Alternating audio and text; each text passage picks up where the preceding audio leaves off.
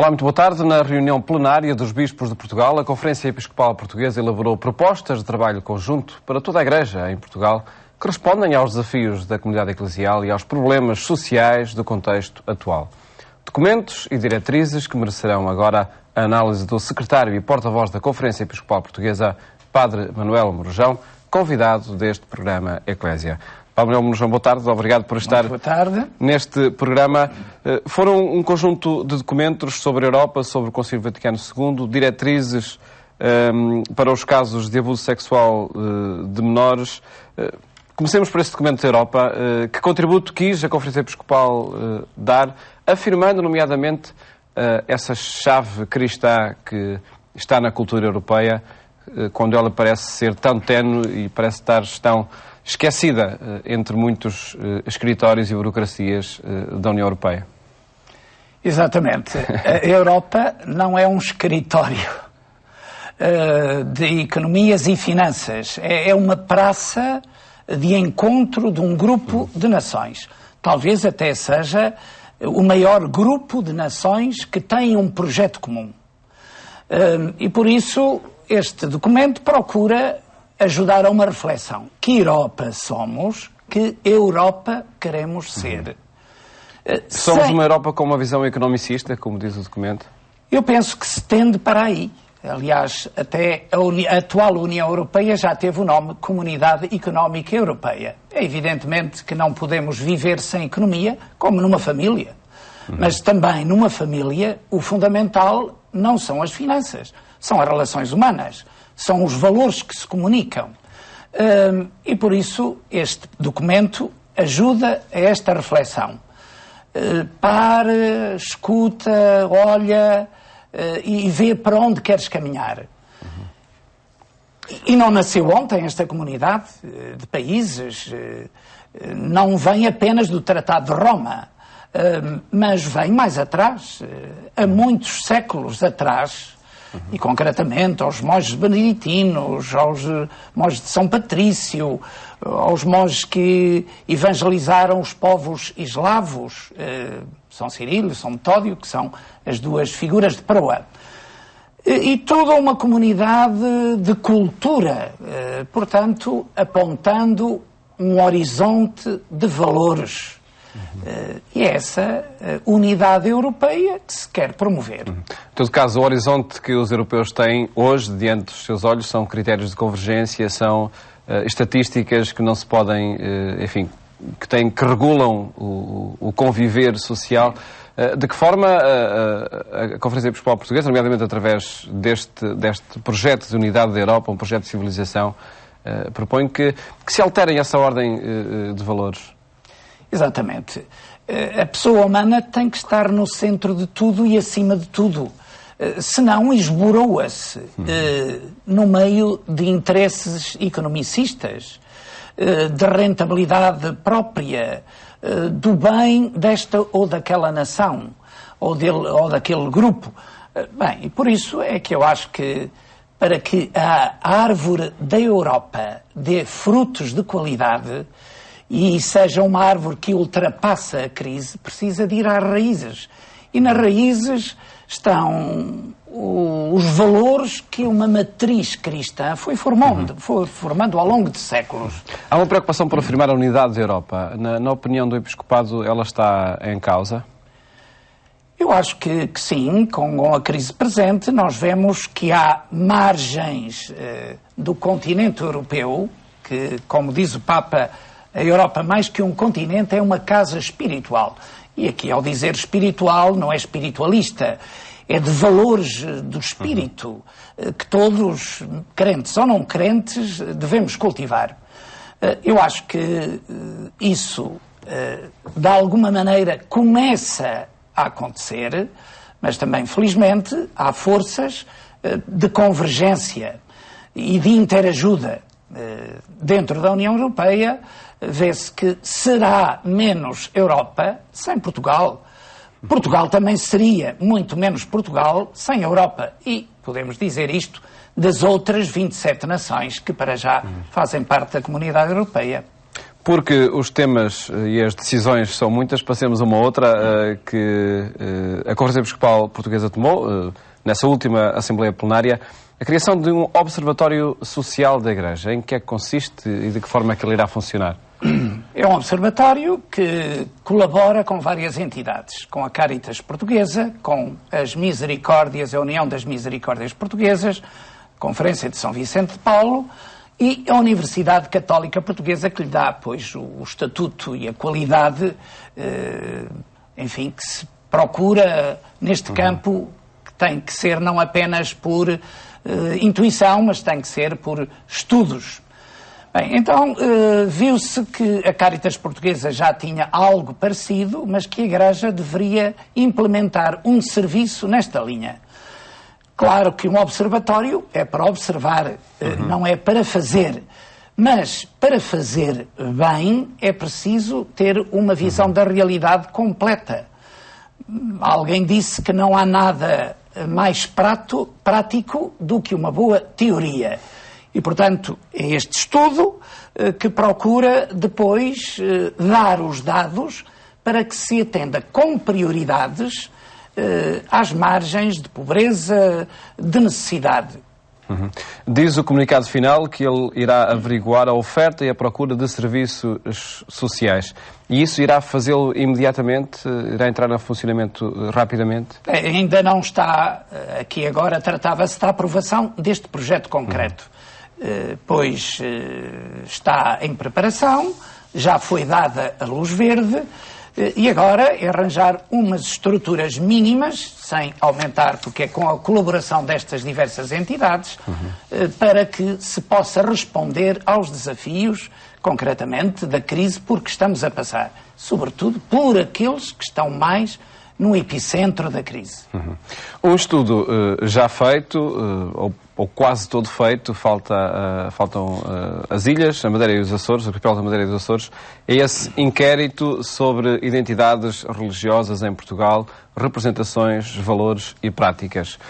Foi um tema muito debatido até na opinião pública, por vezes entre extremos, entre quem afirma que de facto houve uma descida grande de católicos e entre quem refere a insignificância dessa descida. Em que é que ficamos, Padre Manuel Mourojão? Ficamos num meio termo equilibrado. Se me pergunta, desejava números melhores? Claro que sim. Mas a realidade é como é. E nós vemos que a Igreja é feita de famílias, é feita de um extrato social onde vive, de meio ambiente, e nós vemos que valores que se perderam a nível das famílias e a nível da sociedade. Em todo caso, e é o número deste inquérito, afirmar-se que 93,3% dos crentes são católicos revela uma hegemonia que, se calhar, digo eu agora, poderia pensar que já não existisse. Sim, mas mais do que propriamente isso constituir um sofá onde nos instalemos comodamente, acho que deve constituir um desafio. Quer dizer que há apreço pela Igreja e pela Igreja Católica e, concretamente, nos desafios do momento presente em que nos situamos. Uns, digamos, com uma fé mais profunda, com uma prática mais regular, outros com um ideal de fundo melhor ou não tão bem concretizado. Mas eu acho que é uma responsabilidade para a Igreja assumir estes números, porque quer dizer que as pessoas estão a pedir responsabilidades e serviços à Igreja Católica. E com certeza que o primeiro é a boa nova de Jesus. Os valores que ele transmitiu de fraternidade, de solidariedade, de perdão, de concórdia, de interajuda. Enfim, acho que há que pôr esse ideal em prática. Pensando noutro dado deste inquérito, os que afirmam não ter religião, o número, esse aí que foi uma surpresa, ele subiu de 1999 para agora, para 2011, de 8,2% para 14,2%. Penso que corresponde a um horizonte vago de espiritualidade, até de misticismo, nem sempre procurado pelos melhores caminhos.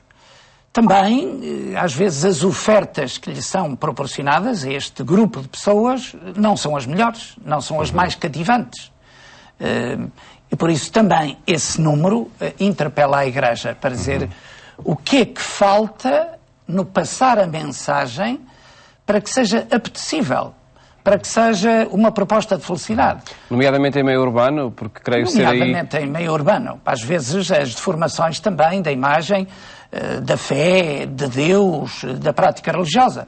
Estou-me a recordar de uma frase deste Papa, Bento XVI, que diz que o cristianismo não é um compêndio de proibições, mas um caminho exigente de felicidade. É de felicidade, com exigências, mas é para resultar em qualidade de vida, em felicidade. O facto deste número aumentar, nomeadamente em meio urbano, por ter sido na região de Lisboa e Val do Tejo, que, creio eu, se tenha verificado esse aumento, traduz um não saber estar ainda no meio urbano por parte das comunidades eclesiais e uma distância entre muitos bairros e a Igreja Católica? Seguramente que nestes meios a tradição não é tão forte como... Ou não é nenhuma, talvez. E às vezes nenhuma. Há muito desenraizamento. Exatamente, não há relações de proximidade dos vizinhos, dos amigos, dos que estão ali, mesmo ao lado, na mesma terra ou próximas. Mas chegaremos então a uma prática religiosa algo inconsistente por ser muito, enfim, tradicional ou viver dessa boa vizinhança que existe noutros meios? Evidentemente que a tradição precisa de ser revitalizada, porque senão morre. Dar sempre novos motivos. E isto é segundo a sociedade, o ambiente que se respira. Porque senão, a olhar só para trás, que os nossos avós eram muito piedosos, iam sempre à missa, etc., isso não basta. As pessoas hoje são mais livres, mais conscientes e querem razões, não basta a tradição. É esse desafio também que a Igreja tem que encarar. Uma afirmação de um cristianismo, de um catolicismo aprofundado e com qualidade. Exatamente, porque senão esvai-se com os contratempos em que vivemos. Padre Manuel Morujão, até que ponto este inquérito, este estudo, irá desafiar aquele processo mais vasto e mais longo, creio eu, de repensar a pastoral da Igreja Católica em Portugal? Exatamente, por isso a Conferência Episcopal disse que para encontrar umas linhas diretivas de ação deveria fazer uma reflexão séria para responder não, digamos, por meras intuições, por bons desejos, mas como de resposta à realidade. Como diz um ditado clássico, para ensinar latim ao João, a primeira coisa que é preciso conhecer é o João. E o João aqui é o mundo contemporâneo. É a sociedade portuguesa. É a sociedade portuguesa atual. E ela fica mais conhecida com este estudo?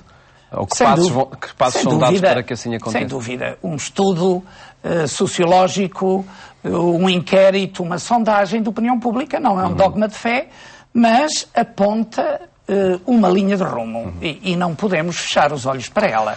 Ainda neste repensar juntos a pastoral da Igreja, diz o comunicado final que o Presidente da Comissão Episcopal respectiva apresentou uma proposta de sequência deste projeto de renovação da ação da Igreja. Qual foi esta proposta, se é possível saber-se? Digamos, foi uma proposta que ainda está em estudo e, portanto, também acho que não interessa estar a ventilá-la quando as coisas ainda estão a pôr o pé em terra e não a fazer caminho. Mas alguma estrutura nova? Falou-se, por exemplo, num secretariado pastoral a nível nacional que dinamizasse as linhas da Igreja em Portugal. Evidentemente que cada diocese tem a sua autonomia, igualmente os movimentos, enfim, todas as estruturas da Igreja, pois têm a sua própria identidade e também as suas próprias linhas de ação. Mas estarmos todos englobados por uma linha comum, embora aplicada consoante as possibilidades e a realidade onde se situa, acho que é uma vantagem. e sentirmos-nos no mesmo movimento, aquele tal caminho sinodal, que é fazer caminho juntos. Isso é estímulo para todos. Para que assim aconteça, passos significativos terão de ser dados, dada essa consciência muito diocesana e a realização muito diocesana de vários projetos pastorais. Bom, evidentemente que esses projetos pastorais são para respeitar, mas não se empobrecerão se forem vistos num conjunto e se completarem com linhas de rumo que englobam toda a Igreja em Portugal. São para toda a Igreja em Portugal as tais diretrizes referentes ao tratamento dos casos de abuso sexual de menores por parte de membros do clero. Um nome algo extenso para uma realidade também muito problemática. Com estas diretrizes, o que é que a Conferência Episcopal Portuguesa quis salvaguardar e de que forma ataca, no bom sentido, o problema? Certamente quer salvaguardar, em primeiríssimo lugar, as crianças e os jovens, que não têm uma liberdade formada para tomar opções e, portanto, podem ser manipulados, normalmente, como sabe, pelo afeto que se chega depois ao abuso. Então, este documento é um documento claríssimo, marcando uma linha de rumo, que é um aviso à navegação. Eu acho que é muito pedagógico. Neste aspecto, pode dizer que um possível prevaricador sabe que não pode agir espontaneamente a seu belo prazer, mas que há, digamos, normas que condenam explicitamente qualquer ato nesta linha de um abuso sexual e há, sobretudo, de uma criança. Indicações sobre procedimentos a ter quando esses casos são conhecidos? Exatamente. A primeira coisa que é aconselhada é que se diga às vítimas ou quem tem conhecimento que avisem as autoridades, comuniquem-se às autoridades. No caso, aos civis? Às autoridades civis. Se o bispo se vê que há razões para acreditar na queixa, então deve fazer um processo e enviá-lo para Roma, se trata naturalmente de um clérigo. Eu acho que são normas muito severas, muito exigentes, que não deixam uma margem de dúvida para o permissivismo ou para o secretismo. A verdade deve ser conhecida e todos, desde as vítimas aos intervenientes de alguma maneira que têm conhecimento ou quem recebe a queixa, não pode dizer deixemos passar que a vida é complexa. Há que andar por diante num processo que faça justiça. E a justiça é sempre exemplar para todos. Estas diretrizes dirigem-se especificamente à Igreja Católica, aos sacerdotes ou são para toda a gente? Eu acho que estas normas, com a devida modéstia, acho que podem ser exemplares para toda a gente. E para outras instituições civis, do Estado, mas iniciativas dizia particulares. Toda a gente, até no caso, diante do conhecimento de casos que possam existir. Exatamente. E por isso, toda a gente a seguir. E por isso não se quis que estas normas ficassem nos gabinetes dos superiores religiosos, dos bispos, dos reitores de seminários, de casas de formação, mas que fossem públicas, porque isso também é, de alguma maneira, a publicação é uma prevenção. Mas, claro, que são, em primeiro lugar, para os sacerdotes, para os superiores religiosos e para as pessoas que trabalham em instituições que têm a ver com a Igreja. Elas estão publicadas na página da internet da Conferência Episcopal Portuguesa, onde está também um outro documento aprovado nesta Assembleia Plenária sobre o Concílio Vaticano II. Foi uma forma de assinalar, para já, o início do Concílio Vaticano II há 50 anos atrás. Exatamente. No próximo dia 11 de outubro celebram-se 50 anos de quando o Papa João XXIII abriu o Concílio Vaticano II. Portanto, no ano 1962. Agora é retomar o testemunho que nos vem do Concílio. que não seja posto na estante muito bem encadernado, mas que seja um instrumento de serviço para a Igreja e para o mundo. É um concílio inovador, documentos que nunca se tinham visto, um documento para os leigos, um documento para a comunicação social, um documento para a liberdade religiosa. Digamos, ultrapassaram-se fronteiras que pareciam inexcedíveis. 50 anos após terem sido escritos, continuam atuais para a problemática atual? Eu acho que sim, que o Concílio Vaticano II é um concílio com 50 anos de atualidade e precisa de ser continuado a pôr em prática tanto a letra como o espírito. Acho que só podemos ser a Igreja de Jesus Cristo hoje, sendo a Igreja do Concílio Vaticano II. De que forma é que esse início do Concílio Vaticano II será assinalado em Portugal? Exatamente. Para além de todas as iniciativas, e já começaram até congressos, simpósios, encontros, pois vai haver um momento celebrativo a nível geral, que vai ser a 13 de outubro, quase coincidendo com o 11 de outubro, e nesse dia, na peregrinação a Fátima, se fará uma menção especial. Certamente que os nossos bispos convocarão a Igreja para que aí se reúna, tendo particularmente em conta este evento, que é um evento para muita ação de graças pelo movimento de renovação que pôs em andamento o Concílio Vaticano II. Esperemos que assim aconteça, a renovação, o estudo, tudo em torno dos documentos do Concílio Vaticano II. Paulo Manuel Mourojão, agradeço ter estado neste programa a apresentar as conclusões do trabalho da Assembleia Plenária da Conferência Episcopal Portuguesa. Muito obrigado. Com muito gosto. Muito obrigado por ter estado neste programa, que foi uma análise às conclusões da última Assembleia Plenária da Conferência Episcopal Portuguesa. Desejo-lhe um bom fim de tarde, bom feriado e até amanhã, se Deus quiser.